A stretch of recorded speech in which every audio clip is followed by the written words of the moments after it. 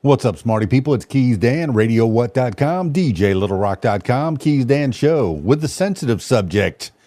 I'm always out to learn. Group finds 14,000 child sex changes in American hospitals. A new database launched by Do No Harm, an association of medical professionals opposed to the politicization of medicine, has revealed that nearly 14,000 children underwent sex changes across the United States from 2019 to 2023.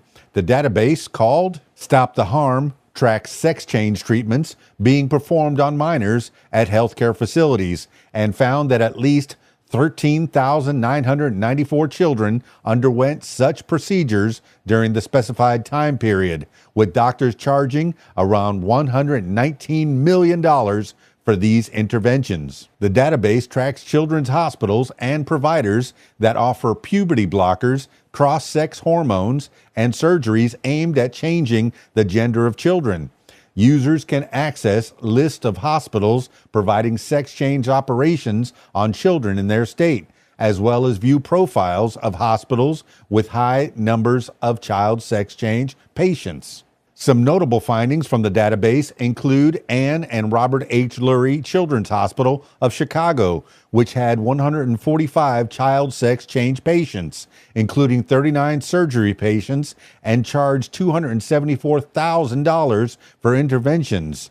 Oregon's Legacy Good Samaritan Medical Center had 267 child sex change patients and 223 surgery patients. The report also highlights doctors who billed the highest sums for sex change interventions on children, with one doctor at Boston Children's Hospital billing $5.19 million, the highest of any single provider.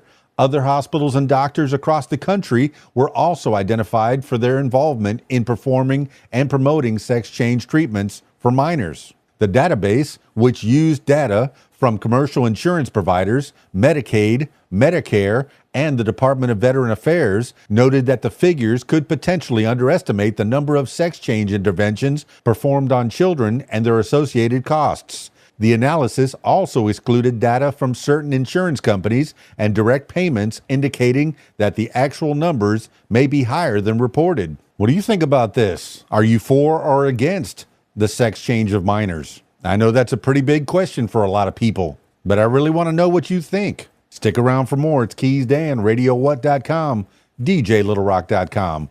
Always trying to learn. Peace. I'm out of here.